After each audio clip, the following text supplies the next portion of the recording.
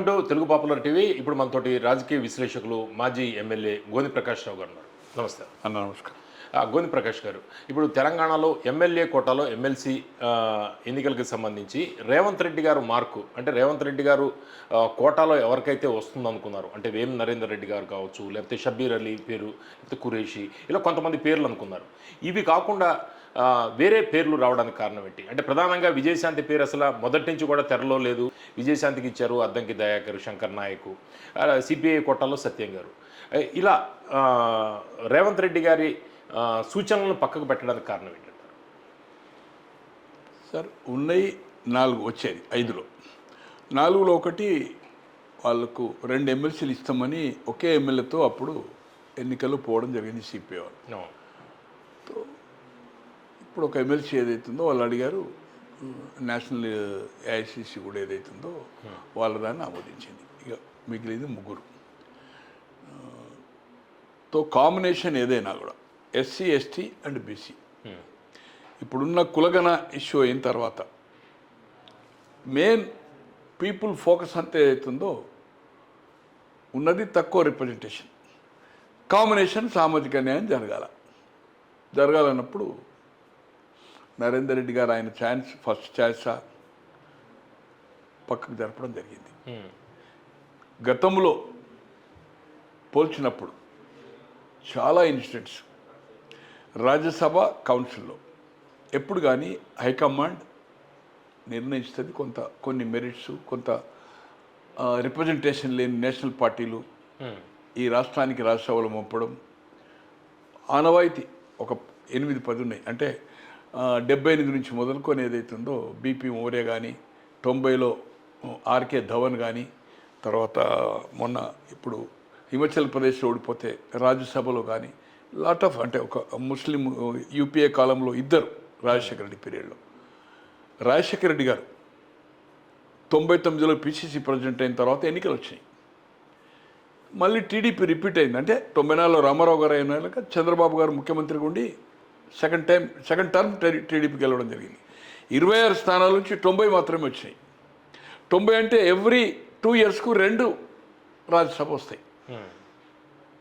Every 6లో 2 ఆటోమేటిక్గా 43 first preference ఓట్లకు United Andhra Pradesh స్టేట్లో 43 ఉంటే ఫస్ట్ కౌంట్లో కౌంట్ అవుతాడు. తో 2002లో మళ్ళీ 2004లో ఆయన చీఫ్ మినిస్టర్ అయిన తర్వాత యూపీఏ ప్రభుత్వం అక్కడ మెయిన్ ఇక్కడ నుంచి ఈ ప్రభుత్వము ప్లస్ స్ట్రెంత్ ఇచ్చింది యూపీఏకు. 2004లో 2006లో 4 సార్లు అతనికి ఆత్మ ప్రిఫరెన్స్ అంటే ఒకటే, వేరే ఏమన్నా ఢిల్లీ వాళ్ళు ఇచ్చుకొని ఓన్లీ 1 ప్రిఫరెన్స్ కేవీపీ రామచంద్రరావు. 2000లో రాలే, 2002 రాలే, 2004లో రాలే, 2006లో రాలే, 2008 మాత్రమే వచ్చింది. పేర్లు ఎవరెవరికి వచ్చినాయి అనేది పక్క పెట్టండి. అంటే ఓన్లీ ప్రిఫరెన్స్ అని.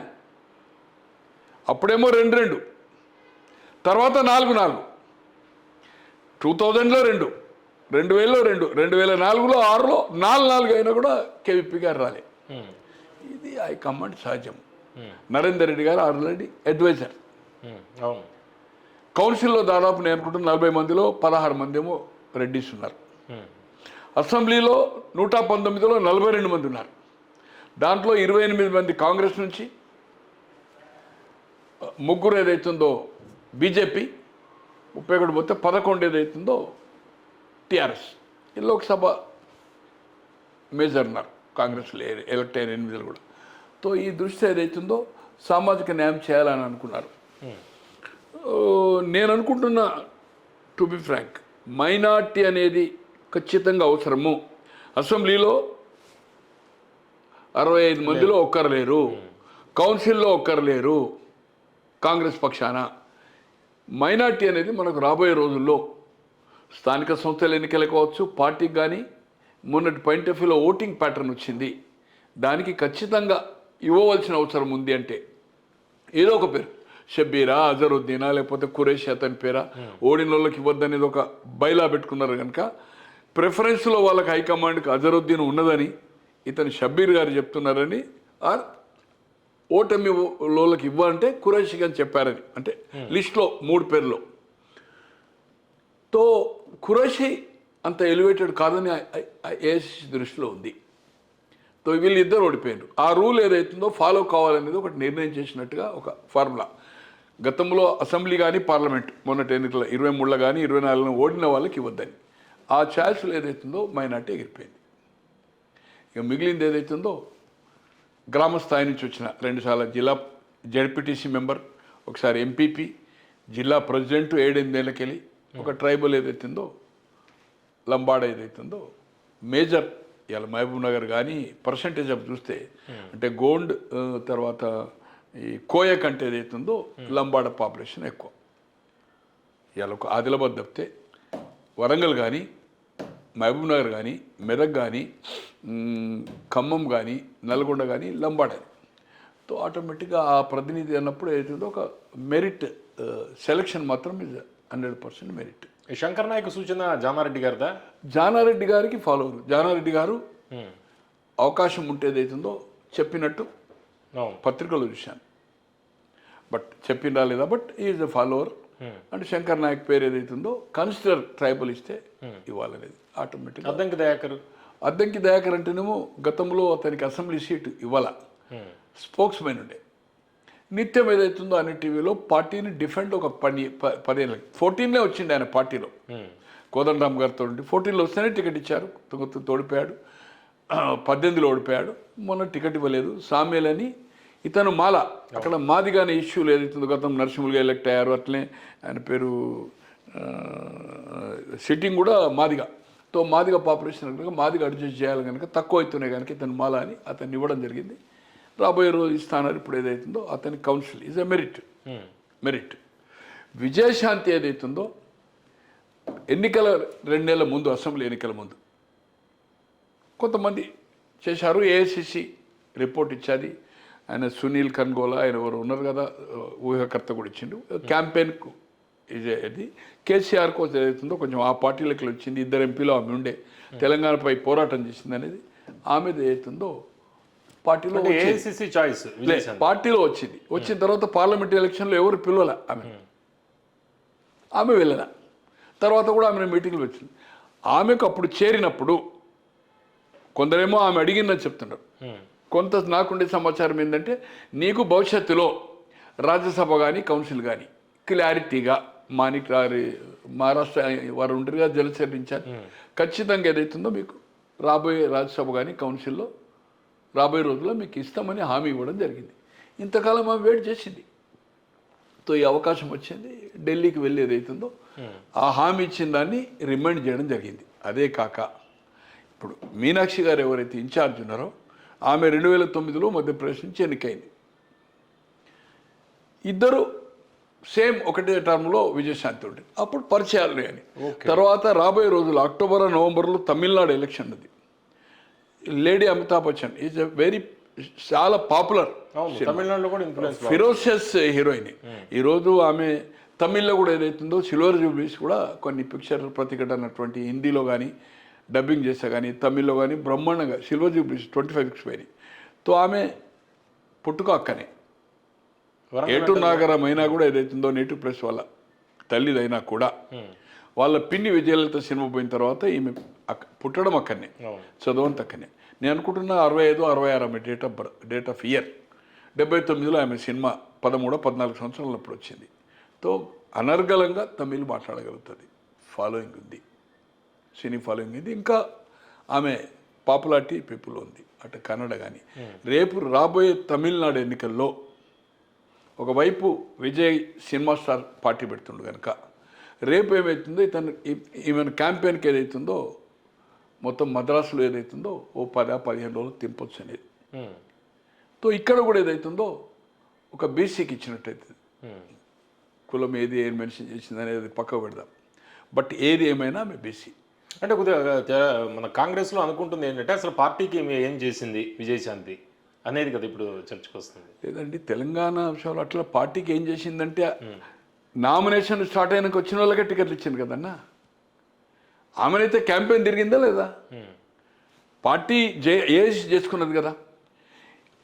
టైంలో చేరి టికెట్లు వచ్చి ఒకళ్ళు కాదు ఇద్దరిద్దరికి వచ్చి మంత్రులైన వాళ్ళు ఉన్నారు కదా. ఆమె 14లో కూడా ఆమెకు అవకాశం ఇస్తే ఏదైతుందో ఎంపీ ఇవ్వక ఎమ్మెల్యే ఇస్తే ఓడిపోయింది కదా ఆ రోజు మెదక్లో, బయటికి పోయింది. ఈరోజు ఏదైతుందో కేంద్రంలో అధికార పార్టీ బీజేపీ వదిలిపోయి కొంత సూచన మేరకే సర్వే చేసిన వాళ్ళ కొంత ఏఎస్ పెద్దల సూచన మేరకే పర్సువేషన్ చేయడం వల్లనే ఆమె పార్టీలో చేరింది. ఏఎస్సీ చేర్చుకున్నది. రాష్ట్ర పార్టీలో ఎవరు అడగలే ఆమె ఢిల్లీకి వెళ్ళి ఏదైతుందో ఢిల్లీలో చేరడం జరిగింది, మీకు తెలుసు. అలాగే పార్టీ అప్పుడు ఆమె ఇచ్చింది, పార్టీ ఎంత అడిగింది.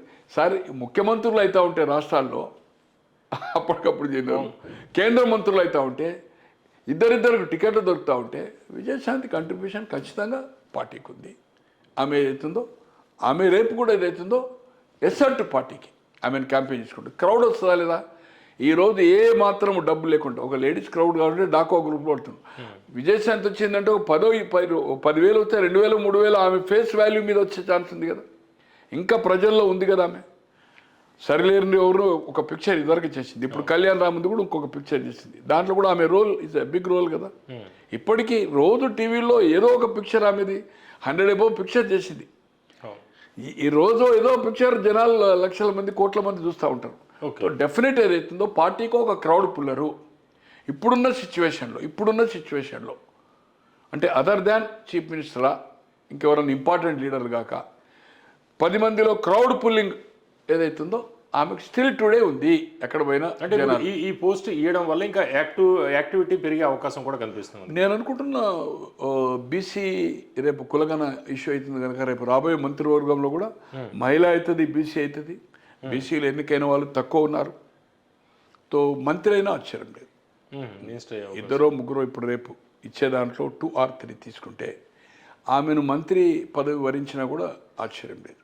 ఓకే, గోవింద్ ప్రకాష్ గారు, ఇప్పుడు విజయశాంతి గారితో మనం మాట్లాడాం. ఇప్పుడు అద్దంకి దయాకర్ గారి విషయంలో చూస్తే అద్దంకి దయాకర్కి వచ్చే అవకాశాలు తక్కువగా ఉన్నాయి అనేది కొంత ప్రచారం జరిగింది. ఎందుకంటే కోమటిరెడ్డి వెంకటరెడ్డితో గతంలో విభేదించడం కావచ్చు, లేకపోతే ఇప్పుడు శంకర్ నాయక్కి నల్గొండ నుంచి ఇవ్వడంతో రెండో వ్యక్తిగా మళ్ళీ అద్దంకి దయాకర్కి ఎట్లా ఇస్తారు? నల్గొండ నుంచి ఇద్దరికి ఇచ్చిన పరిస్థితి ఏంటి ఈ క్యాలిక్యులేషన్? అంటే రేవంత్ రెడ్డికి ఒకప్పుడు విధేయుడిగా ఉండేవాడు అద్దంకి దయాకర్, ఇప్పుడు రేవంత్ రెడ్డి కోటాలో అనుకోవచ్చా, లేకపోతే ఏఐసిసి కావాలని ఇచ్చిందా? ఎట్లా అద్దంకి దయాకర్కి రావడం? రేవంత్ రెడ్డి గారి ఛాయిస్ అద్దంకి దయాకర్కి ఇవ్వాలనేది ఉంది. మాదిగమాల కాంబినేషన్లో ఏదైతుందో మాదిగలకు తక్కువ రిప్రజెంటేషన్ ఎమ్మెల్యేలో ఉన్న లోక్సభలో కానీ 2 దొరకాలే. ఒకటి ఈ మన ఆయన పేరేంటి మన శ్రీహరి గారి డాటర్ దొరికేది, మాదిగనా కాదా ఉన్ననేది కాంట్రవర్షన్. ఎనీవేస్ మాదిగా ఆ అమ్మాయి. సో దొరకాలన్నా కూడా ఇతని పార్టీలో రోజు నిత్యము యాక్టివిటీలో ఉన్నాడు కనుక, ఎనర్జెటిక్గా ఏదైతుందో పార్టీని డిఫెండ్ చేస్తున్నాడు కనుక అందరికున్న వెంకటరెడ్డి గారు ఏదో అప్పుడు జరిగిపోయింది అది. ఇప్పుడు వాళ్ళు కూడా నాకు తెలిసినంత వరకు సముఖంగా ఈవెన్ లెటర్ కూడా ఏదైతుందో అడిగితే లెటర్ కూడా ఇవ్వడం, లెటర్ కూడా ఇచ్చారు చెప్పారంటే రిటర్న్లు అంటే రిటర్న్లు కూడా ఇవ్వడం జరిగింది అనేది నాకు గ్యాప్ గ్యాప్ లేదు. It's a genuine. అతనికి ఏదైతుందో ఉన్న ఛాయిస్లో ఏదైతుందో వెరీ యాక్టివ్. అంటే పదవి రాకున్నా కూడా నిత్యము అవుట్డేటెడ్. నేను కూడా ఈ కాంబినేషన్లో ఎస్సీని పక్కకు పెడతారేమో, ఇస్తే మాదిగా ఇస్తారు లేకపోతే పక్కకు పెడతారు అనుకున్నాను. ఒక మైనార్టీ, ఒక బీసీ, ఒక ఎస్టీ, ఇంకేదైనా ఫార్వర్డ్ రావచ్చు. కానీ ఏదైతుందో ఇవన్నీ ఉన్నా కూడా ఈసారి కూడా అతను ఏదైతుందో పక్క పెడితే బాగుండదు. ఏమాత్రం అతను పదవి రాకున్నా కూడా నిరుత్సాహపడకుండా నిత్యం ఏదైతుందో పార్టీని డిఫెండ్, మీడియా పిలుస్తాను కదా, డిఫెండ్ చేసి అగ్రెసివ్ ఏదైతుందో అపోజిషన్ ఏదైతుందో బీఆర్ఎస్ని కానీ బీజేపీని కానీ క్రిటిక్లో ఉన్నాడు కనుక ఈజ్ మెరిట్ మీద దొరికింది. నాకు కూడా అనుమానం ఉండే కాంబినేషన్. నల్గొండకే 2 ఇవ్వడం, నల్గొండ అంటే 2 అంటే ఇప్పుడు సిపిఐ నల్గొండనే అండ్ మన శ్రవణ్ కూడా భువనగిరి నల్గొండ. 5లో 4 అటు BRS choice Nalgonda, CPI Nalgonda and Congress. Sir ఒక్కొక్కసారి అంజయ్ గారి క్యాబినెట్లో 6 మంత్రులు సార్ హైదరాబాద్ సిటీ. ఒక జిల్లాకు లేని సంఘటన ఉంది. ఈరోజు జిల్లాల ప్రాతినిధ్యం ఉన్నదే మనకు ఉమ్మడి జిల్లాలో లెక్క పెట్టుకున్నా కూడా ఇలా ప్రాతినిధ్యం లేదు కదా సార్. హైదరాబాద్ లేదు, రంగారెడ్డి లేదు, ఆదిలాబాద్ లేదు, నిజామాబాద్ లేదు. ఈరోజు 3 ఖమ్మంకి వచ్చినాయి కదా సార్ మెరిట్ మీద. ఒక కమ్మ, ఒక రెడ్డి, ఒక దళిత్. తో ఒక్కొక్కసారి ఏమవుతుందంటే ఒక జిల్లాకి ఎక్కువ రావడంలో కారణం ఏంటంటే ఇది గతంలో కూడా ఉంది. నల్గొండకి ఏతుందో 11 మంది మంత్రుల్ని ముగ్గురున్నారు కదా సార్, ముగ్గురున్నారు కదా. అందుకోసం ఒక జిల్లానే ఇప్పుడు ఏదైతుందో 2 రెడ్డిస్ ఉన్నారు కదా సార్. గతంలో రాజశేఖర రెడ్డి గారి క్యాబినెట్లో జానారెడ్డి గారు, దామోదర్ రెడ్డి గారు ఉన్నారు. తర్వాత ఉత్తమ్ కుమార్ రెడ్డి గారు, జానారెడ్డి గారు, కిరణ్ కుమార్ రెడ్డి గారి క్యాబినెట్లో ఉన్నారు. ఇవన్నీ న్యాచురల్. హైదరాబాద్ 6 మంత్రులు ఉంచారు ఉమ్మడి రాష్ట్రంలో. ఇవన్నీ ఏదైతుందో దానికి జిల్లా అనేది ఏం లేదు. కుల సమీకరణలో ఆ భాగంలో వచ్చింది చెప్తే దానికి జిల్లా అనేది, జిల్లాకు అనేది కోట అనేది ఉండదు. అట్లా అంటే మీకు 56లో ఆంధ్రప్రదేశ్ ఫామ్ అయితే 71 సెప్టెంబర్ వరకు పివి నరసింహారావు గారు బ్రహ్మారెడ్డి దిగిపోయే వరకు నిజామాబాద్కు మంత్రివర్గంలో అవకాశం లేదు. 57 నుంచి జి రాజారాం గారు ఎమ్మెల్యే, 57 నుంచి 3-4 టర్మ్ నిజామాబాద్ రిప్రజెంటేషన్ లేదు. 56 నుంచి 71 14 + 15 సంవత్సరాలు లేదు. మొదటిసారిగా మంత్రివర్గంలో జి రాజారాం గారు సీనియర్ శాసనసభ్యుడు వస్తే అతనికి స్టేట్ మినిస్టర్, అప్పుడు క్యాబినెట్ స్టేట్ అని ఉంటుండే. కేంద్రంలో క్యాబినెట్ స్టేట్ అంటే డిప్యూటీ ఉంటుండే. ఇక్కడ ఓన్లీ క్యాబినెట్ స్టేట్ అంటే క్యాబినెట్ మీటింగ్కు క్యాబినెట్ మినిస్టరే పిలిచేవారు రాష్ట్రంలో. కేంద్రంలో క్యాబినెట్ మినిస్టర్ అంటే క్యాబినెట్ మీటింగ్ అంటే ఓన్లీ క్యాబినెట్ మీటింగ్ క్యాబినెట్ మినిస్టర్సే. ఇండిపెండెంట్ పోర్ట్ఫోలియో ఉంటేనే ఆ మంత్రిని పిలుస్తారు, లేకపోతే పిలవరు. ఇది సహజం. సో ఇప్పుడు డిఫరెంట్ అయిందనుకోండి. ఏది ఏమైనా ఏదైతుందో అది ఒక జిల్లా కింద కౌంట్ కావద్దు. కాంబినేషన్లో ఏదైతుందో ఆ రిప్రజెంటేషన్ దొరికింది. ఏది ఏమైనా ఈరోజు కులగణ ఇష్యూ ఎక్కడైతే రాహుల్ గాంధీ గారు తీసుకున్నారో దాన్ని మొదటిసారిగా ఈ రాష్ట్రంలో కులగణ చేసినారో ఆ ఎఫెక్ట్ ఇక్కడే కాదు, పక్క రాష్ట్రమైన ఆంధ్రప్రదేశ్లో కూడా చూడండి. ఒక బోయ నాయుడు రిపీట్ అయ్యిండు కర్నూలు, ఒక BC Ravichandra of Nellore, and Pratibha Bharati SC ఆమె కూతురు ఆమె ఏదైతుందో అక్కడ 3 ఏదైతుందో దొరికింది. ఒకటేమో బీజేపీకి ఇస్తే రాజుగారికి పోయేది, ఇతనికి ఇస్తే అక్కడ కాపు అనేది ఏదైతుందో సామాజిక న్యాయం జరిగింది. కాపు అనేది ఏదైతుందో ఫార్వర్డ్ అనుకోండి, పవన్ కళ్యాణ్ గారి నాగబాబు గారికి పోయింది. ఏది ఏమైనా 2 రాష్ట్రాల్లో ఈ కులగణ ఎఫెక్ట్ అనేది అవుతుందో ఖచ్చితంగా ఈ మార్క్ ఏదైతుందో దీని మీద చూపింది. లేకపోతే అక్కడ డిఫరెంట్ ఉంటుండే కులగణ అనేది, లేకపోతే ఇక్కడ ఈ కాంబినేషన్లో డిఫరెంట్ ఉంటుంది. ఓకే, ఈరోజు అది ఆ ప్రభావం కమ్యూనిస్ట్ పార్టీ కూడా డిసిషన్ తీసుకోవాల్సి వచ్చింది.